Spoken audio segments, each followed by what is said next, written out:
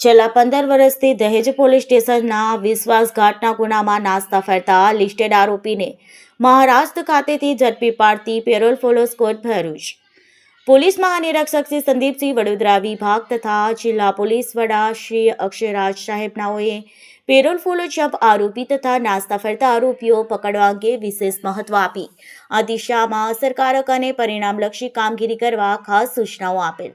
જે અનુસંધાને police sub inspector આર.એસ. ચાવડાના માર્ગદર્શન હેઠળ ભરૂચ પેરોલ ફોલો સ્કોડની ટીમના માણસો જિલ્લામાં બનેલ ગુનાઓમાં નાસ્તા ફરતા લિસ્ટેડ આરોપીઓ પકડવા સારું પ્રયત્ન હાથ ધરેલ. આ દરમિયાન હકીકત મળેલ કે દહેજ પોલીસ સ્ટેશન ગુના રજિસ્ટર નંબર 68/2010 ઇપિકો કલમ 460-114 મુજબના ગુનામાં પકડવાનો બાકી તેમજ છેલ્લા 15 વર્ષથી નાસ્તો ફરતો લિસ્ટેડ આરોપી